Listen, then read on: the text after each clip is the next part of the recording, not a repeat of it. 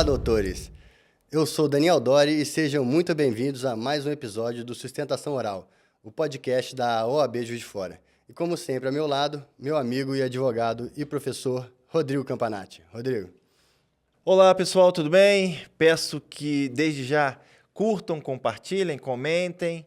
Hoje, mais um episódio do podcast da OAB Juiz de Fora, aqui subsidiado pela Comissão de Marketing e Empreendedorismo, uma comissão voltada ao advogado, que é um meio de comunicação institucional das comissões e do advogado com a sociedade como um todo. E hoje nós teremos, Daniel, aqui a presença de dois ilustres convidados. Primeiro, um advogado brilhante que, ao longo dos últimos tempos, eu tenho aprendido a admirar, o Dr. Wilker Moroni, presidente da comissão do OAB Jovem, e também, hoje nós temos a doutora Cristiane Pimentel, coordenadora do curso de Direito da Faculdade Estácio.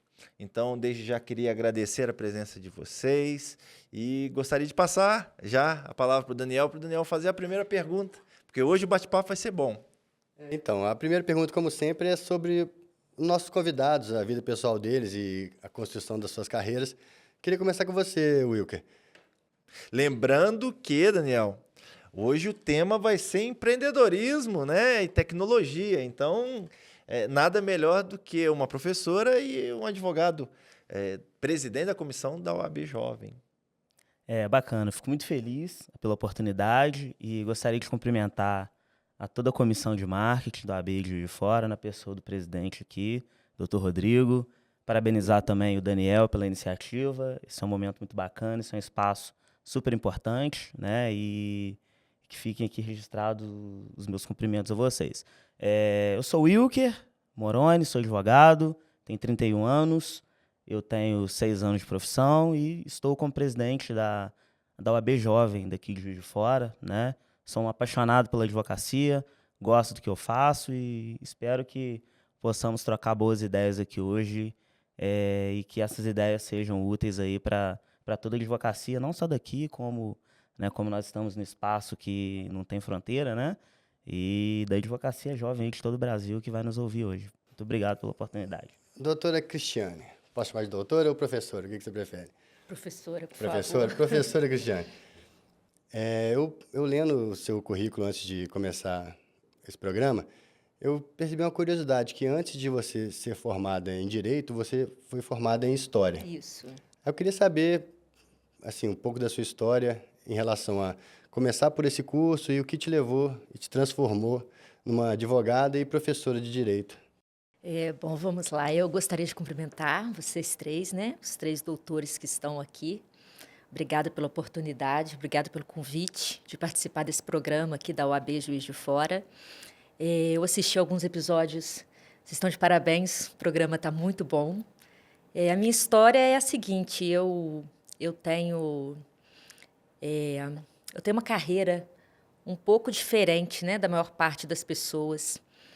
Durante muitos anos, eu fiquei estudando História. Eu fiz graduação, foi minha primeira graduação, e eu fiz especialização, fiz mestrado, trabalhei no Arquivo Nacional do Rio, trabalhei na Biblioteca Nacional do Rio, coordenei projetos de organização de documentos raros, né, da administração fazendária de Minas Gerais.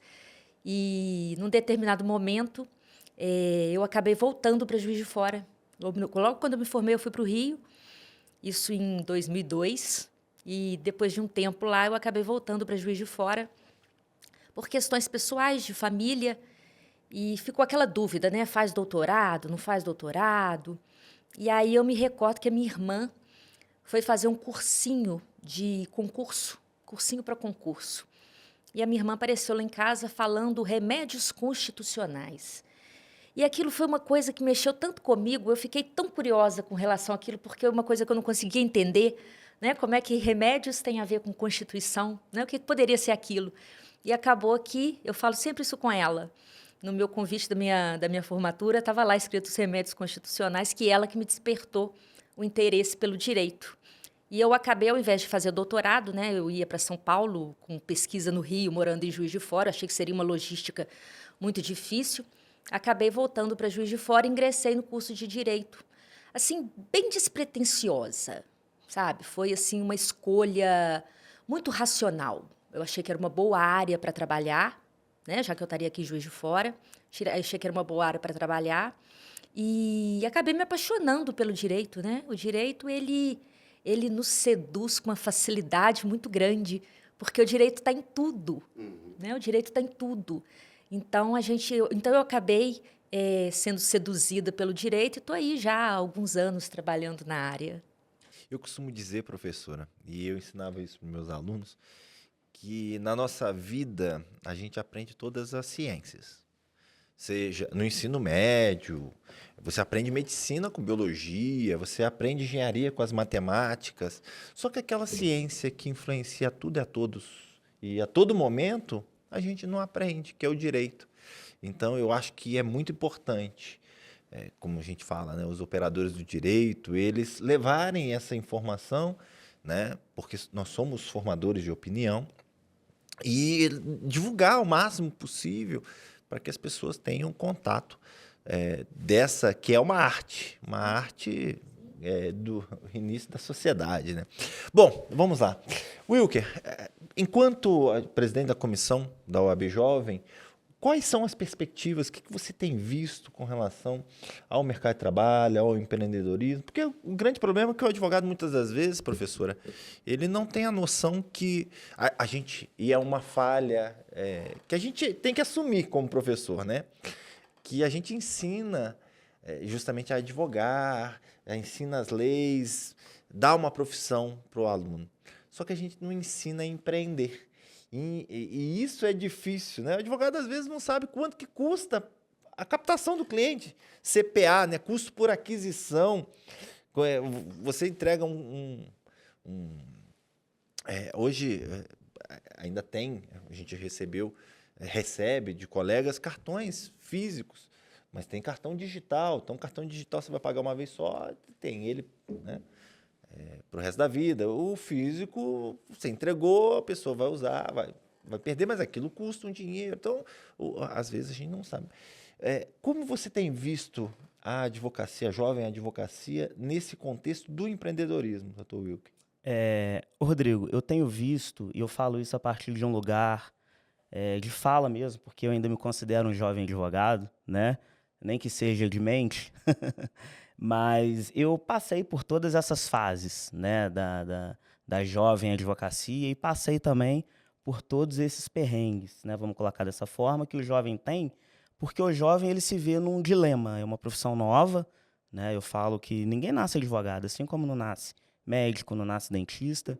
Então o jovem ele se vê aprendendo uma profissão e tendo que lidar com todas as nuances que essa nova profissão traz para esse jovem, né? E como que eu vejo a jovem advocacia hoje aqui, pelo menos na realidade de Juiz de Fora, onde eu tenho contato com vários jovens advogados aí na comissão. Eu vejo que o jovem advogado ele tem muito conhecimento, porque ele adquire uma bagagem muito boa, uma bagagem teórica que a faculdade propicia, né? Mas eu vejo que falta um pouco exatamente esse lado empreendedor, esse lado de entender que a advocacia hoje não é mais a mesma advocacia de 10, 15, 20 anos atrás, onde o advogado formava, montava o seu escritório, ficava lá sentadinho, e o telefone do escritório tocava e o cliente ia lá levar a demanda para ele, né? Hoje em dia, pegando o que você falou, Claro. não existe nem mais esse telefone lá no escritório. Existe, cara. Eu já mandei cortar lá do escritório. Hoje em dia ele vem de graça no plano da internet. Exato. Mas aproveitando a professora aqui, você acha que essa é uma barreira que ainda está engatinhando em relação aos próprios cursos de direito? Porque a gente fez curso de direito há muitos anos atrás, né? Eu e o Rodrigo, por exemplo, quando a gente fez, não tinha...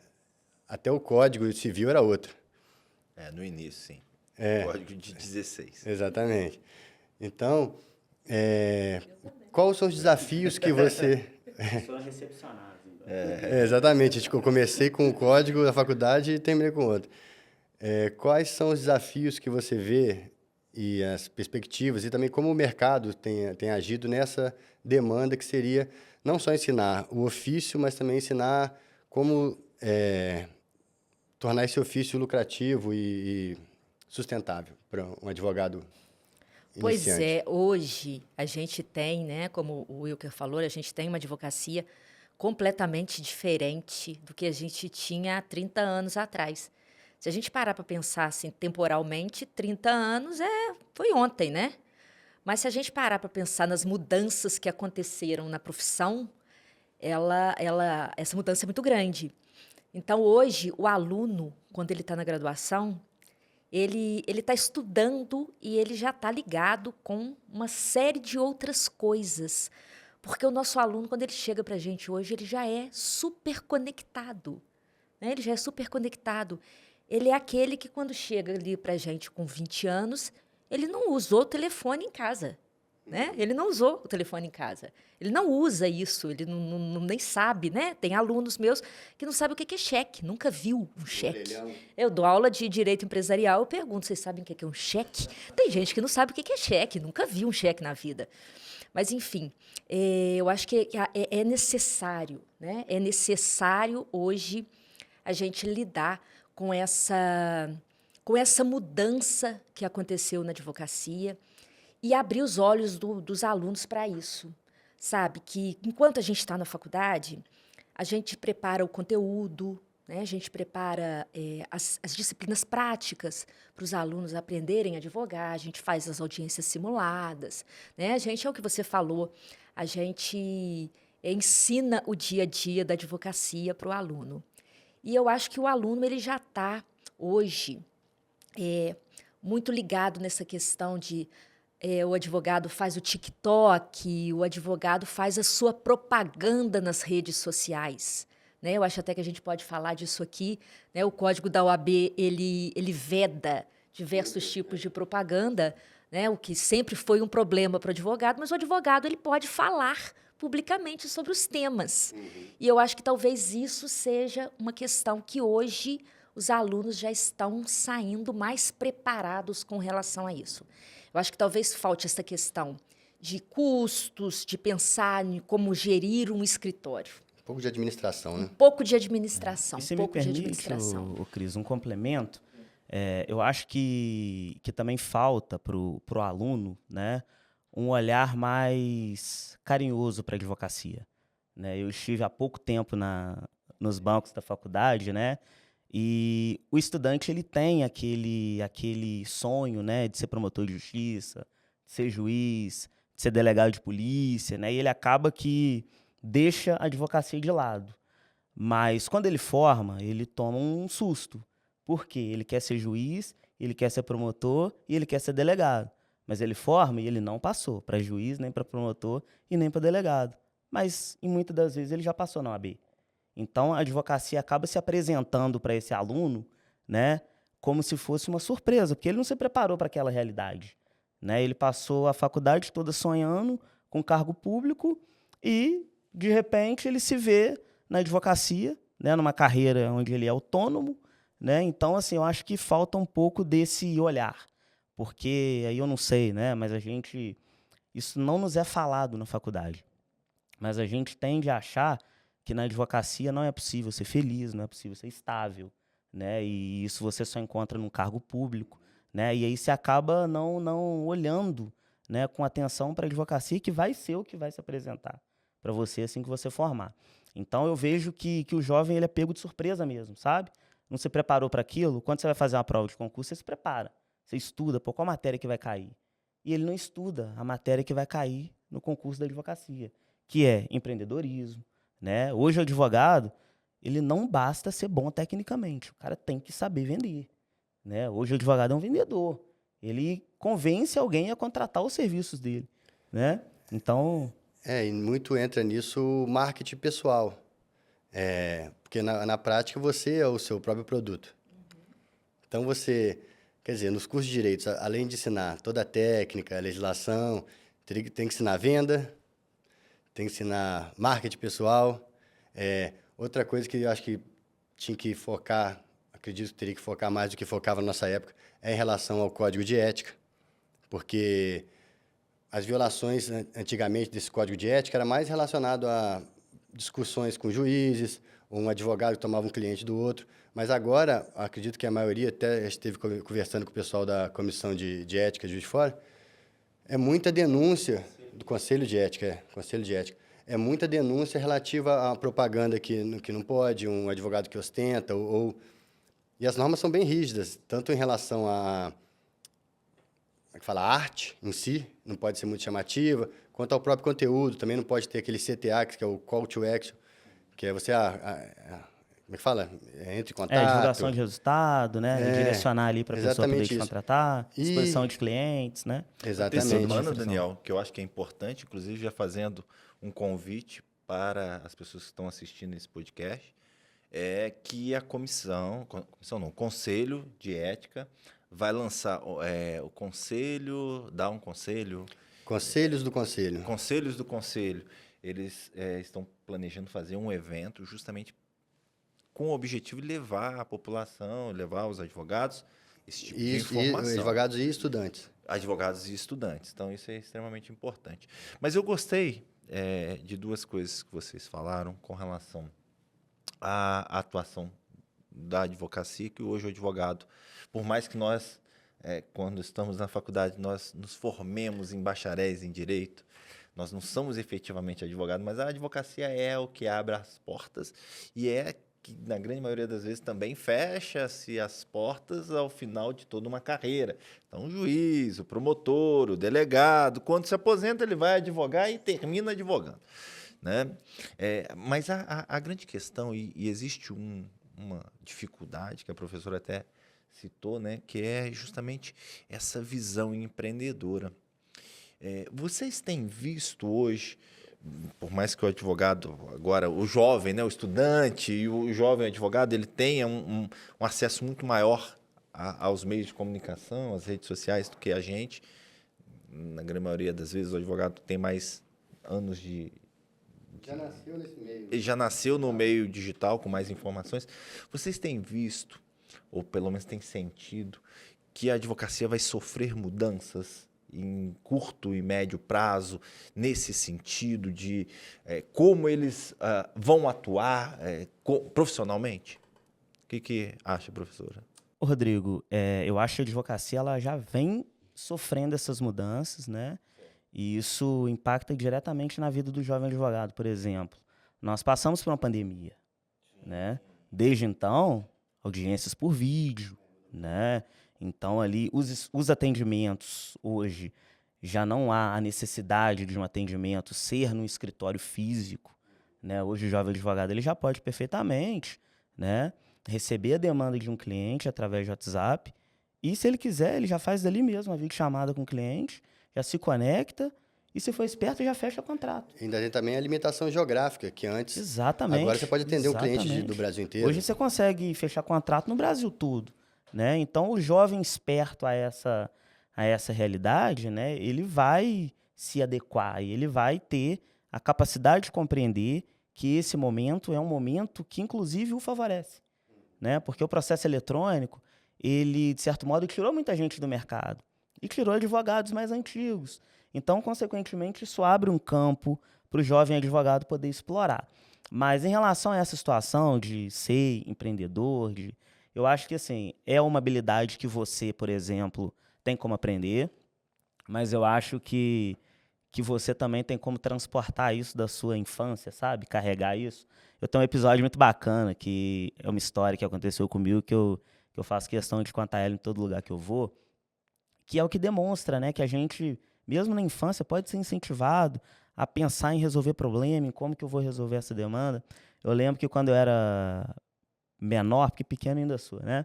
Quando eu era menor, eu e meu irmão, a gente não tinha internet em casa, a gente queria ir na Lan House para poder jogar joguinho no computador, Counter-Strike, enfim. E aí, o que acontece, cara? E a gente não tinha dinheiro, né?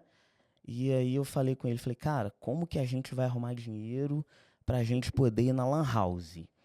E aí a gente parou, é a questão do ócio produtivo, né? A gente parou e falou, cara, vamos pensar, como que a gente vai arrumar dinheiro pra gente ir na Lan House? E aí, pensando, eu tive uma ideia, eu falei, cara, você sabe aquele sapato da mãe? que tá guardado lá, ela não usa aquele sapato já tem um tempão, cara. Eu nunca vi ela usando aquele sapato. O que você acha da gente pegar o sapato dela e vender? Genial. Pegamos o sapato da minha mãe, né? Fomos num bazar que tinha lá perto de casa.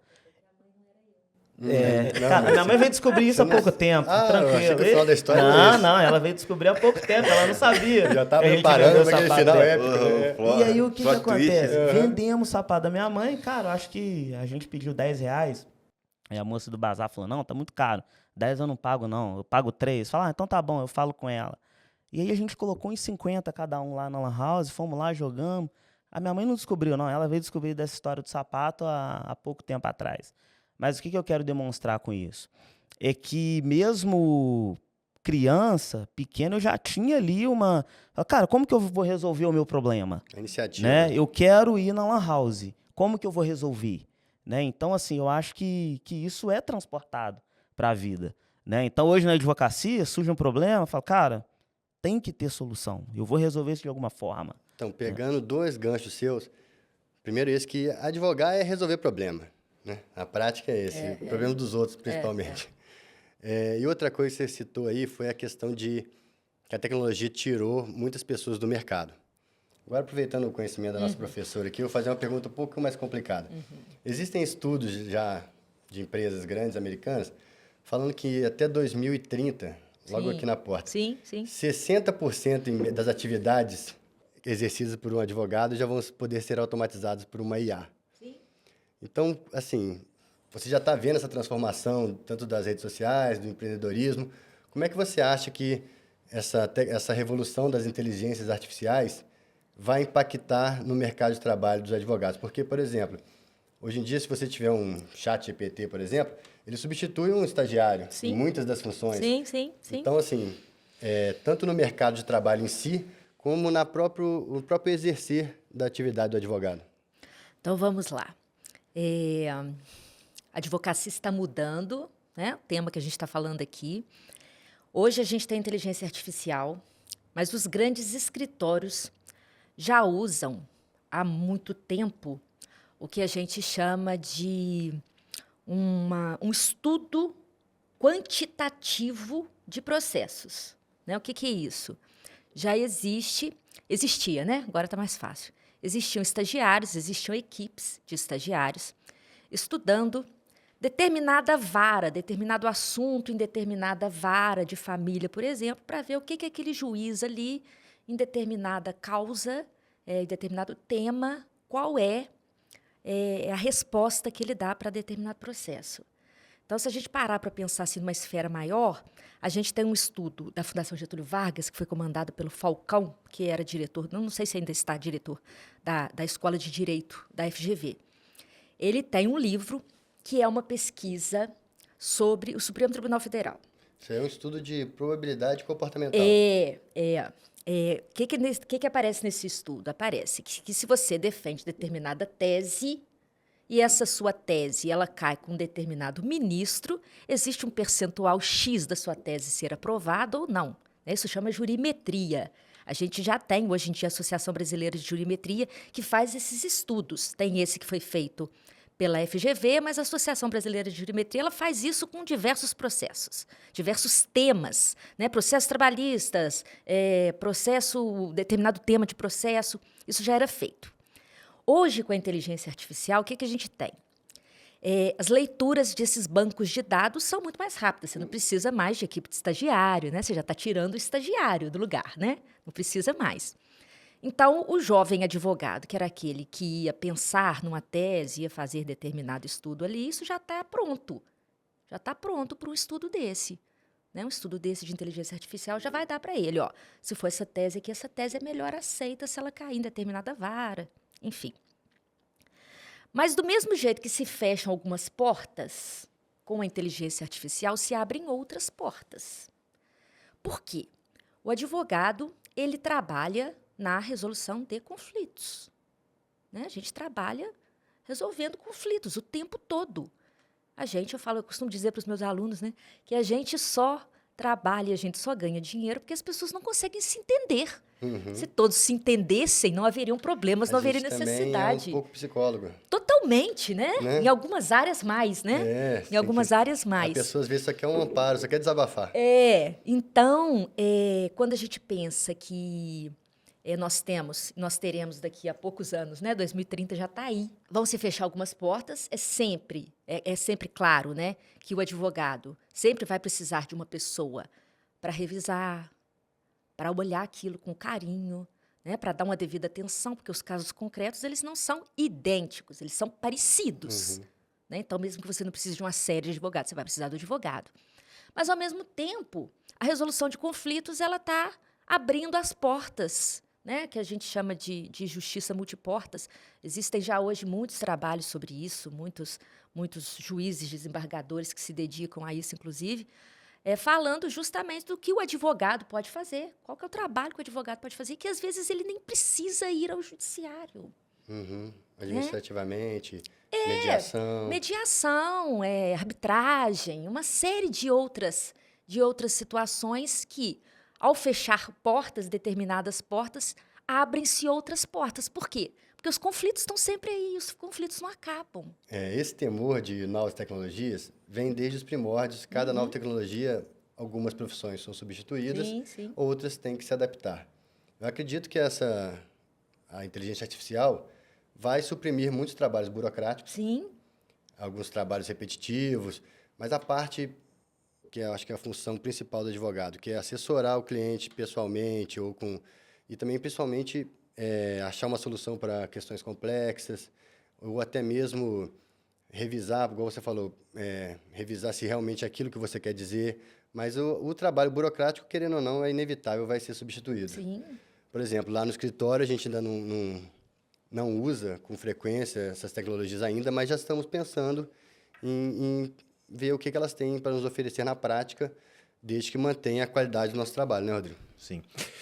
Inclusive, a advocacia está voltando os olhos para as questões do próprio Poder Judiciário, utilização da inteligência artificial, STJ, STF, com plataforma Vitor, com a Sócrates e tal. E a gente sabe que o advogado hoje ele tem que estar nesse meio digital. Se você não estiver, né, no bit, você não está no mundo. Essa é a grande questão. Então, nós temos uma second life. A gente tem uma vida digital. Todos temos, né? Por mais que o mundo digital ele venda muitas vezes uma ilusão. Mas, sobre o empreendedorismo que a gente está falando, eu acho que é muito importante levar uma informação para o advogado como um todo, tanto o mais tradicional quanto o jovem advogado, que é o quê? Hoje, o advogado empreendedor ele tem que ter em mente que a estrutura de um escritório ele precisa, no mínimo, de 4 pernas. Né? Uma que vende, uma que compra, uma que administra, porque tem que ser, né? Você tem que saber. Advogado, muitas das vezes, doutor Will, ele tem vergonha de cobrar, ele tem dificuldade de cobrar. Na dúvida, usa a tabela da OAB, né? Mas às vezes o advogado tem essa dificuldade porque não é ensinado a ele. Ele aprendeu a vida inteira a ser um aluno. Né? Um acadêmico, não aprendeu a ser empreendedor.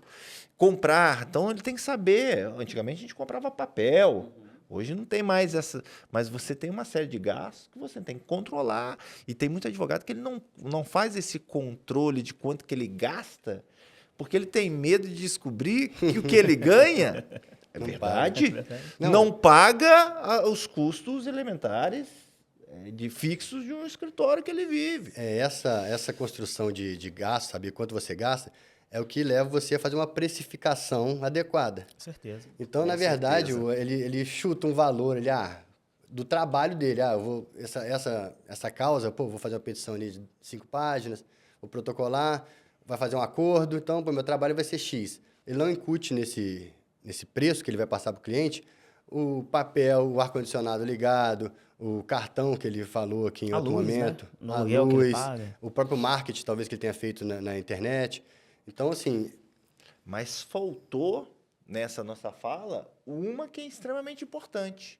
Porque ele vai vender, vai comprar, vai vender, vai administrar, mas está faltando uma perna. Qual é? O marketing. Essa é a grande questão, Daniel. O advogado ele tem que saber fazer o marketing. E é um marketing de conteúdo. Como? Eu falava, professora, para as minhas turmas, quando eu dava aula, que não existe conhecimento descartável. A única coisa que você não peca pelo excesso é conhecimento. Aristóteles já falava isso. Né? Se eu beber muita água, eu morro afogado. Concorda? Tudo em excesso faz mal. Menos conhecimento. Então, da primeira palavra que a professora falou na faculdade, no primeiro dia, primeiro artigo, né? Quando ensinou que o artigo primeiro não é artigo 1, e sim primeiro, ele vai levar para o resto da vida. E essa é importante. Só que existem algumas questões, algumas nuances que a gente, de fato, tem que levar para esses alunos. Que é como fazer ali um marketing desde a faculdade. O advogado, ele tem que saber que quando está no banco da faculdade, ele já é um profissional. Só não passou na OAB. Então, no futuro, ele vai passar e vai poder advogar. Mas ele já tem que tomar cuidado com os conteúdos que ele vai postar. Ele também já pode ir construindo a rede dele direcionada para esse público que vai consumir esse conteúdo no futuro. Isso. Sim, nós estávamos conversando sobre isso ali fora. Isso é importante, professora. Como fazer um network. Muitas das vezes, o advogado ele tem uma dificuldade, doutor Wilker, em expandir esse network. Né? Como que ele vai chegar nas pessoas? Porque não adianta eu continuar com os meus amigos de infância, tão somente. Eles vão virar meus clientes, tudo bem. Mas às vezes você vai ter dificuldade Eu ia falar isso. Né? Vai ter dificuldade de receber, inclusive. Trabalhar para parente é complicado. Falando sobre essa parte do network, o perfil da advocacia brasileira fez uma pesquisa e dentre os advogados formados, 30% deles disseram que a maior dificuldade a partir de formado é justamente construir esse network, que é sair de um network de estudantes, um network de familiares, para construir um network de advogados associados que possam fazer parcerias e também construir uma clientela quando você... Talvez você já tenha um escritório da família ou você vá trabalhar no escritório, esse obstáculo ele é superado. Mas quando você inicia sozinho, você começa, entra no seu escritório, você não tem nenhum cliente. Exatamente. E eu acho que nesse cenário, a OAB, ela tem uma participação muito importante. Por quê? A OAB, ela te permite um networking genuíno. Né? A OAB, ela tem aqui 50 comissões, aproximadamente. Né? 8.000 advogados inscritos. Então, assim, é um erro do jovem formar, ir para o escritório, né, e achar que é ele contra o mundo. Não é. Né? Então, muitos dos clientes que você vai ter são clientes que nem eram seus, né? São clientes que você consegue através de parceria, né? Através de networking, e a OAB ela permite isso. Nessas comissões, são comissões temáticas, inclusive. Né? Então, tem a comissão de Direito Criminal e Assuntos Prisionais. Para quem gosta do penal, tem que estar ali. Uhum. Né? Tem a comissão de Direito do Trabalho, o cara que vai militar no Justiça do Trabalho tem que estar lá. Né? Porque lá ele vai conhecer outros profissionais, né? E às vezes... mas é profissional da mesma área. Tá, mas às vezes ele vai ter uma audiência que ele não vai conseguir fazer e vai lembrar de você. Não, né? A troca de experiência é necessária, como o Rodrigo falou. A troca de experiência. O network. network. Uma coisa muito importante que você citou é que na OAB Juiz de Fora, você não... Porque as pessoas têm a imaginação, às vezes, que para eu participar da comissão, eu tenho que conhecer um cara que me indica. Não. Basta você ir lá na OAB Juiz de Fora e falar, eu quero participar de tal comissão. Você pode participar de mais de uma comissão. Exato. Você não precisa nem de sair de casa, é só mandar um e-mail. Exatamente. Né? Você vai estar participando, nomeação. vai se inteirar pelos assuntos, vai aprender, vai poder... Se tem uma ideia na sua cabeça, pode chegar lá com a gente, ou até para a gente do Marketing e Empreendedorismo, que trabalhamos para todas as comissões. Tem uma ideia, fala com a gente às vezes coloca essa ideia no papel ou até mesmo em prática. E, aproveitando a nossa professora aqui, quando você se formou em Direito, você viu uma série de desafios pela sua frente. E agora, como professora, você vê os seus alunos com uma série de desafios pela sua frente. Eu queria saber, assim, as principais mudanças que você vê e como as instituições de ensino estão trabalhando para superar essas dificuldades. Então, a gente estava conversando ali fora, né, Wilker? Eu tento sempre com os meus alunos, eu dou aula há muito tempo, eu sou coordenadora de curso também há muitos anos, né? Então, eu procuro sempre, quando eu estou dando aula e quando eu estou na coordenação, fazendo o meu trabalho, conversando com os alunos, eu sempre tento ajudar um pouco com um pouco da experiência que eu tenho. E eu sempre tento buscar quais eram as minhas dificuldades, né? Quais foram os desafios que eu enfrentei ali no início, para tentar ajudá-los, para a gente tentar, pelo menos, amenizar as dores, né? da formatura. Né? E o que eu sempre falo é o seguinte, a gente não pode esperar a formatura. Não pode. Você não pode ir, você trabalha numa determinada área, você continua trabalhando e você está lá no curso de Direito. E aí um dia você forma. E aí você forma, você foi um bom aluno, você termina o curso, conclui tudo que precisa, né? Entrega o TCC, faz as horas de atividades acadêmicas, faz o estágio obrigatório, e aí você vai lá, faz a prova da OAB, passa na prova da OAB. Olha, agora eu virei advogado. Não é assim. Não é assim que as coisas funcionam. Desde o primeiro período eu falo com os meus alunos, você entra numa faculdade de Direito, você tem que respirar direito. Você tem que respirar direito. Você tem que conversar com as pessoas sobre o direito. Seus familiares vão te perguntar as coisas, né? Desde o primeiro período. Botou um vadimeco debaixo do braço, alguém vai pedir uma consulta. Família, Alguém vai pedir uma consulta, né? Antigamente eu falava assim que sempre a consulta começava com eu comprei um telefone da Oi, mas hoje em dia nem é consulta, nem é essa mais, né? Consulta é outra. Mas, enfim, sempre alguém vai fazer uma consulta para você. Então, eu sempre falo com os meus alunos, você tem que construir o que você quer, o que você pensa, que é o que você quer depois de formado, durante a sua graduação. Se você gosta da área de penal, o que você vai fazer? Você vai procurar livros, você vai procurar assistir, conversar com pessoas que trabalham na área. Vai ser monitor da disciplina, e não só na disciplina, né? Se você se interessa pelo assunto, você vai fazer um curso com uma determinada pessoa, você vai fazer um curso com outra pessoa, você vai se inserir naquele mundo, você vai ficar próximo dos professores, os professores vão te pedir ajuda, você vai pedir ajuda para os professores, para quando você formou, formei, passei na prova da OAB, eu já fiz uma parte do networking. Eu já conheço as pessoas já me conhecem, as pessoas já sabem que eu gosto daquilo ali, que eu me dedico àquilo, que eu entendo daquilo. A partir do momento que você entende de um determinado assunto, né, o direito ele é muito extenso. Você não consegue entender de tudo, né? A gente tem um ensino onde a gente passa por todas as áreas do direito, mas você não domina tudo, né? O direito é o mundo. Também é um ser vivo, né? Ele está em constante mudança. Muda constantemente, porque a sociedade muda constantemente, né? Então, a gente que está aí vivendo, a gente tem justamente que nesse período que a gente está na faculdade, ir procurando esses caminhos. E nesses caminhos a gente construindo os nossos relacionamentos. Para quando a gente se formar, a gente já está ali com o caminho já meio adiantado. Não, com certeza. E aproveitando essa pergunta do Daniel, né, em relação aí às dificuldades, esse foi um dos motivos pelos quais eu aceitei, né, presidir a OAB Jovem, sabe? Porque eu também passei por algumas dificuldades no início, né? Então eu abracei esse desafio exatamente para poder tentar, né? Eu até criei um jargão que foi muito falado aqui no primeiro episódio, né? Vocês não estão sozinhos, porque eu, de fato, identifiquei que o jovem, ele formava e não tinha nenhum auxílio, não tinha nenhum amparo, né? Não tinha nenhuma orientação. Então, e eu acredito muito que quando a gente quer alguma mudança, a gente tem que ser um instrumento para essa mudança acontecer, né? A gente não pode ficar esperando, alguém vai fazer e... Falei, tá, então eu vou lá e vou me voluntariar, né? Então hoje a gente promove, exatamente, Rodrigo, nós fizemos uma oficina em empreendedorismo jurídico, nós convidamos o Fred, ele é CEO da E-Auditoria, e foi um sucesso, né? Foi algo assim muito fantástico.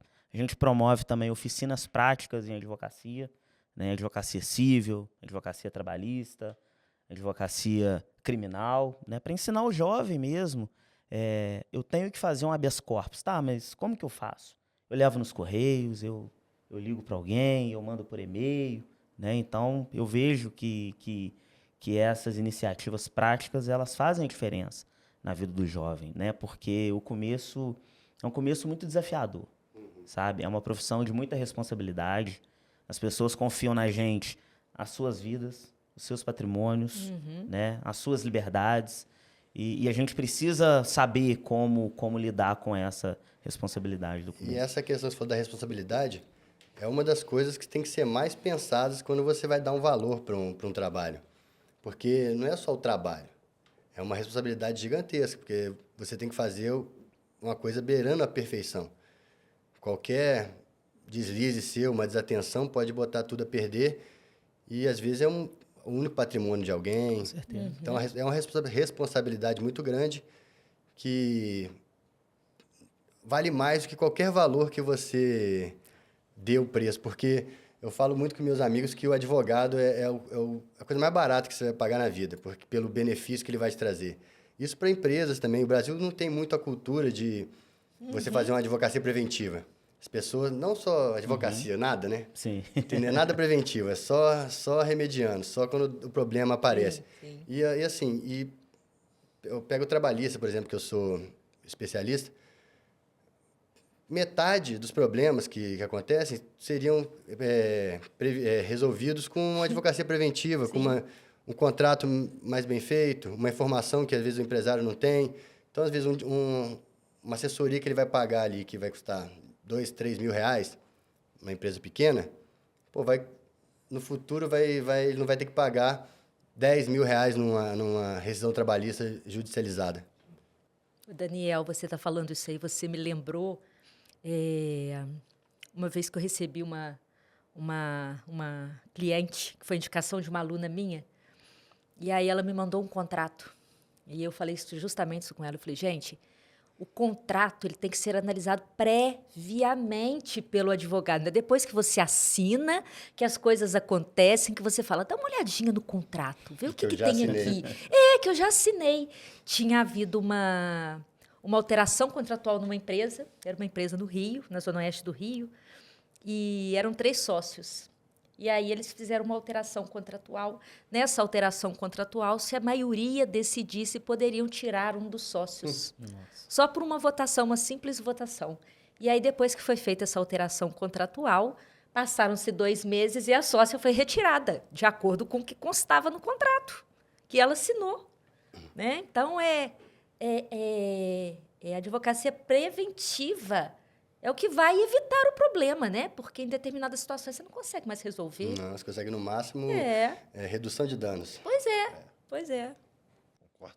Bom, com relação a hoje, a atuação da professora com os alunos, com as perspectivas e da própria tecnologia, qual é aí uma previsão existe alguma previsão de possibilitar a esses alunos o acesso à tecnologia, a esses meios alternativos de composição, audiências virtuais de mediação, conciliação, arbitragem?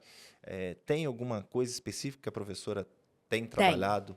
Eu tenho até um caso, uma experiência para contar para vocês. No semestre passado, semestre 2023.2, eu lecionei uma disciplina lá na faculdade que era métodos alternativos de solução de conflitos. E nós temos o NPJ, né, que é o Núcleo de Prática Jurídica. Desde o primeiro período eu falo com o aluno. Eu sempre falo com eles assim, vocês estão vendo a clínica do odonto, a clínica da fisioterapia? Eu falo, a nossa clínica é ali. Né? A clínica do direito é o Núcleo de Prática Jurídica, onde o aluno vai aprender a advogar. E aí, nós temos muitos casos lá no Núcleo de Prática Jurídica para serem resolvidos. E aí, na disciplina do semestre passado, era uma disciplina extensionista, nós precisávamos de oferecer alguma atividade para a comunidade. O que nós fizemos? Nós fizemos parte da disciplina teórica na sala e parte da disciplina foi desenvolvida diretamente no Núcleo de Prática Jurídica. Então, nós separamos alguns casos, dos casos que nós tínhamos lá, que ainda não tinha dado entrada no judiciário.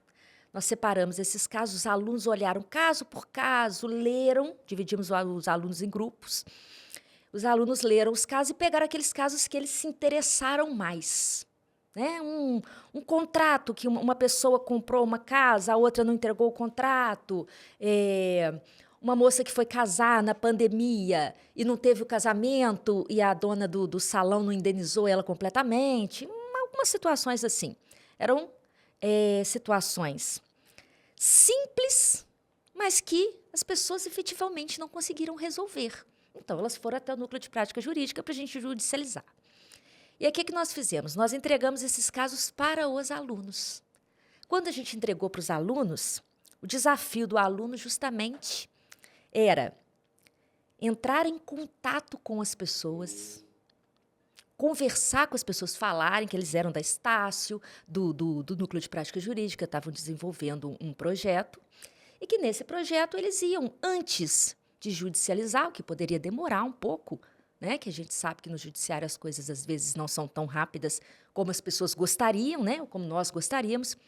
E eles entraram em contato com as pessoas e conseguiram levar as pessoas, marcaram. Nós temos uma sala de audiência, marcaram efetivamente com as partes.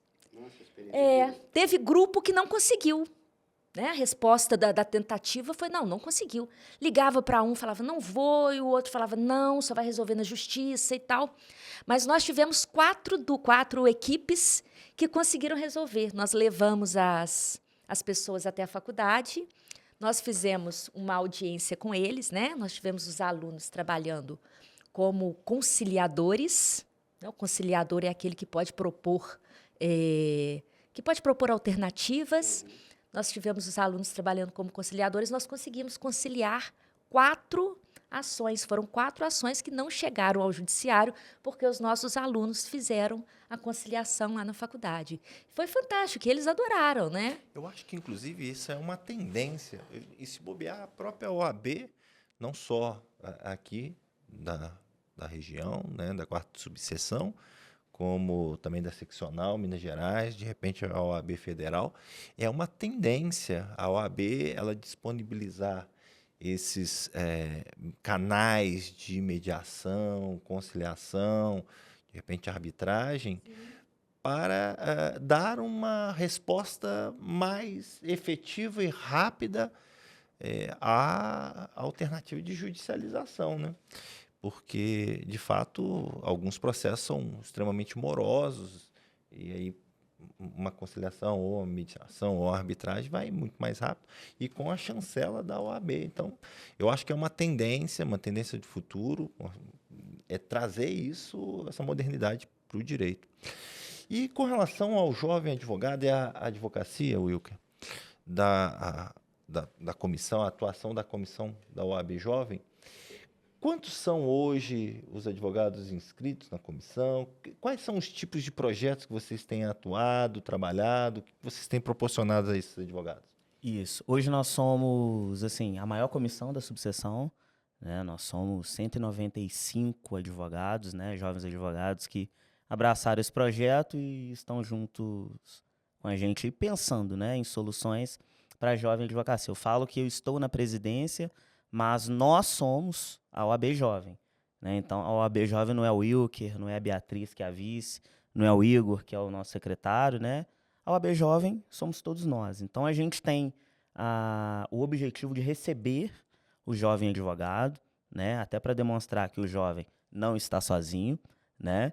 E a gente tem aí, por finalidade, promover iniciativas que beneficiam a jovem advocacia.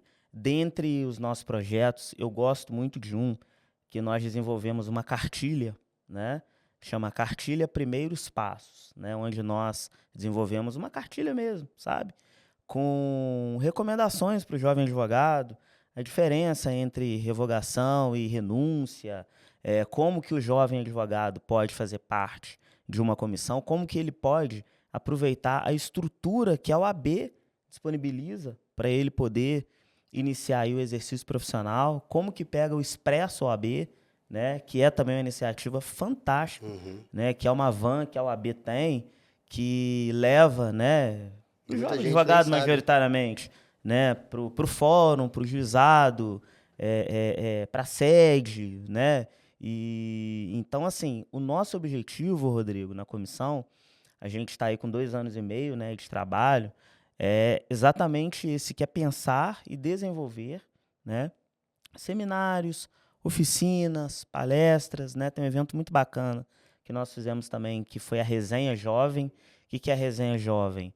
É um ambiente de aprendizado, sim, mas não num espaço da UAB.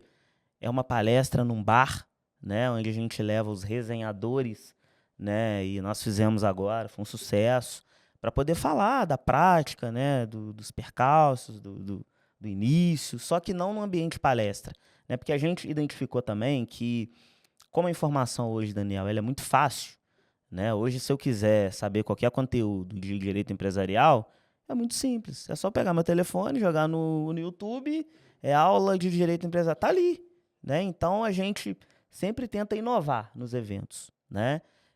Que é para exatamente cativar o jovem a sair de casa e ir nos eventos, né? Porque a gente identificou que palestra a gente tem uma dificuldade de levar. Então, a gente sempre pensa em algo diferente. Tem um projeto também que eu gosto muito, que é das oficinas práticas, já mencionei aqui, onde a gente leva advogados, né, para poder ensinar para o jovem o que tem que fazer, né, onde que ele impetra um habeas corpus, como que ele usa o sistema, como que se constrói uma peça, né? Então, isso é muito bacana e a gente está muito satisfeito, né, com a união que a gente conseguiu construir, né, e com essa equipe fantástica que a gente tem lá na B-Jovem, eu tenho a honra de presidir, né, porque são jovens aguerridos, né, totalmente comprometidos e que estão aí correndo atrás de sucesso, né, com coragem e determinação. Você falou sobre essa facilidade de acesso aos conteúdos, né? Isso me levou a pensar sobre EAD e o quanto isso vai dominar o mercado, porque um cursos práticos, vamos botar assim, medicina, um curso de odontologia, requer uma presencialidade maior. Já um curso de humanas, em geral, ele pode ser ministrado 100% virtualmente. Então, professora, como é que vocês, uma faculdade que dá aula presencial, também com certeza deve ter curso EAD, veem esse impacto desse ensino à distância, querendo ou não é uma possibilidade trazida pelas novas tecnologias, no impacto do ensino jurídico? Então, essa é uma questão que me dói muito. Por quê? Porque, como a gente já falou aqui, desde o início, a gente falou isso várias vezes, né? O trabalho do advogado é resolver os problemas, né? Então, o advogado ele precisa estar em contato com o outro, né? O aluno que vai fazer um curso de direito, né? Hoje a gente sabe que não existe curso de direito EAD, o MEC não permite, ainda bem, né? Eu espero que a gente tenha isso aí, pelo menos no curso de direito, por muitos anos. Por quê? Mas especializações já... especializações... mestrado. Sim, sim. Porque eu acho que tem uma determinadas áreas da vida que eu acho que a gente precisa do encontro, né? A gente precisa aprender a lidar com o outro. E eu acho que na advocacia isso é muito, sabe, isso é muito latente, esse lidar com o outro. Então, como é que você resolve os problemas dos outros, né, juridicamente, se você não tem habilidades de lidar com o outro? Como é que você vai saber lidar com o cliente se você não lidou com o seu amigo de sala, né? Se você não fez um trabalho em grupo? É uma vivência, né? realmente. Se você não participou do núcleo de prática jurídica. Né? O núcleo de prática jurídica, ele é hoje... ele é a menina dos meus olhos. Né? Desde que eu cheguei na faculdade, eu tenho um carinho muito grande com ele, porque é onde o aluno aprende. É onde o cliente vai lá. E o cliente volta daqui 2 semanas e fala, já entrou com o meu processo? E 2 semanas depois, o cliente volta e fala, e aí, já tem decisão? O que é isso? Isso é mostrar para o aluno. O cliente é assim. É a prática. É a prática. Então, a gente faz o aluno atende o cliente, né, que vai lá no nosso núcleo de prática jurídica, atende o cliente, e ele vai fazer a petição do cliente, vai acompanhar o processo. Se a gente conseguir, ele vai no dia da audiência e ele vai dar devolutivo para o cliente. Ele tem que aprender a lidar com o cliente. Dar satisfação, lidar com a cobrança. A gente estava falando isso ali, né, Wilker? Que o que acontece hoje, eu imagino que seja uma das maiores reclamações no Conselho de Ética, é justamente que o advogado abandona a causa, porque o advogado não quer, né, em determinadas situações, ele não quer dar resposta ao cliente. Né? O cliente indaga a resposta, o advogado vai fugindo. Então, a gente tem que ensinar o aluno. Eu acho que talvez essa seja uma dificuldade de um ensino à distância. Né? Com certeza. Ensinar o aluno que ele tem que estar ali. O cliente vai perguntar, vai ligar, vai querer saber como é que é. E a gente tem que aprender essas Sem contar habilidades. que o ambiente também, Cris, de sala de aula é um ambiente totalmente adequado para o desenvolvimento. Porque ali você dá uma opinião, aí um colega discorda. Sim. E aí vocês começam ali, né, a debater e muito discussões técnicas, né? Não são pessoais, eu sempre falo isso. E muito em defesa do que você falou, eu lido com muitos jovens que fizeram grande parte da faculdade online, né, por conta da questão da pandemia. E o pessoal reclama muito, sabe? O pessoal sente muita falta desse contato presencial em sala, com os colegas. Até por questões de disciplina também. E o networking também, que a gente já falou aqui, networking. né? Como é que faz após presencial? Você encontra com os professores, com pessoas que estão lidando com aquilo ali, né? Com certeza, tem olho no olho, tem aquele... E sai sócios ali da sala de aula, né? Com certeza. Você pode montar um escritório com um colega de sala. Uma última questão para o professor aqui, antes de a gente partir para o nosso encerramento, em relação às tecnologias, que muitos advogados da nossa época, mais antigos também, porque, por exemplo, o PJE, o EPROC, fora que não é só o programa em si, você tem que ter um Java, você tem que ter um Xodó, um PJ Office. Vocês ensinam hoje em dia isso na faculdade? Tem uma disciplina específica para saber lidar? Você tem que atualizar esse programa aqui, você tem que... É assim que usa esse programa, aí daqui a pouco esse programa muda para outro, você ensina o outro. Mas vocês abordam isso de alguma forma ou só falam assim, é isso que existe, boa sorte? Não é isso que existe, boa sorte, não. No nosso núcleo de prática jurídica, a gente tem algumas parcerias, né? Então, a gente tem outros sistemas de outras entidades funcionando dentro do nosso núcleo de prática jurídica. E quando o aluno começa no 7º período a fazer o estágio, ele efetivamente vai entrar no PJE, ele aprende a usar o PJE, ele aprende a organizar a documentação. É o aluno que organiza o documento, é o aluno que anexa todo o documento. Então, a gente faz esse trabalho também, porque senão depois o aluno forma. Né? Hoje em dia, a gente não leva mais o papelzinho no fórum. Né? O aluno forma, o aluno não sabe o que é um processo eletrônico. Né? Então, a gente precisa disso. Aproveitando isso, falar que a OAB, ela disponibiliza toda a assessoria, até, como é que chama? Acesso remoto. Sim. Para você tá com problema no seu computador, não sabe o que tem que ser atualizado ou não, entre em contato com a OAB, que todos os advogados de Juiz de Fora, OAB Juiz de Fora, todos os advogados de Juiz de Fora têm esse serviço gratuito da OAB e muita gente não sabe, né? Eles estão ali no prédio da Marechal ainda? Sim. Então, ali eu já tive problema com o token, a gente vai lá... Tem gente que leva o computador lá, mas pode ser feito de forma remota também. A OAB Juiz de Fora é exemplar no auxílio aos advogados. Muita coisa, né? E como vocês falaram, muitos advogados não sabem né, de toda a estrutura, né, que a OAB propicia, né, para o atendimento. Sobretudo para os jovens, né? Que é quem às vezes não tem um escritório. Tem escritórios compartilhados, né? Eu falo para o pessoal, usem a estrutura que a OAB disponibiliza, porque é muito pensado no jovem, né? Expresso OAB é pensado para o jovem, escritório compartilhado é pensado para o jovem. As atividades esportivas também, né, que a OAB disponibiliza, tem a pelada, tem vôlei, né, beach tênis, é pensado para o jovem. Então é muito bacana, né, a gente contar com o apoio aí da instituição.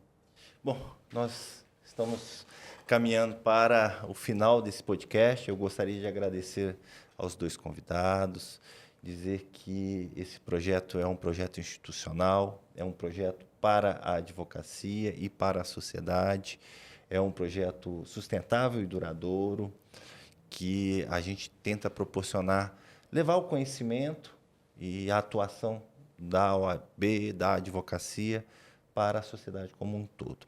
Então, eu gostaria de agradecer a presença dos 2 convidados, também do meu amigo de bancada, Dr. Daniel, e dizer que nós estamos aqui, enquanto Comissão de Marketing e Empreendedorismo, abertos a todo tipo de sugestão, de alguma atuação efetiva para colaborar para a advocacia, e o que precisar, a gente está à disposição tanto dos seus alunos quanto da advocacia jovem. E antes da gente se despedir oficialmente, queria que os nossos convidados dessem seus recados finais. Primeiro, a professora. Eu quero agradecer, né, vocês pelo convite e dizer que foi maravilhoso esse bate-papo aqui, né? Vocês são super agradáveis. Obrigada pelo convite, obrigada pela conversa. E eu vou na esteira da Cris, vou agradecer pelo espaço, pela oportunidade, né? E deixar um recado para todo jovem advogado que está ligado aqui com a gente, né? Que é para ter coragem, força de vontade. A advocacia não é fácil, é uma profissão super difícil, exige muito da gente, mentalmente, espiritualmente, fisicamente, mas é gratificante, é possível ser feliz na advocacia, né, Rodrigo? O Rodrigo está aí com 20 anos de advocacia e é a prova disso, né? Que é possível ser feliz. Como você disse, doutor, vocês não estão sozinhos. E vocês não estão sozinhos. Nós nos vemos, peço que deem like, compartilhem, comentem, deem sugestões e que nos assistam nos próximos episódios do podcast. Muito obrigado.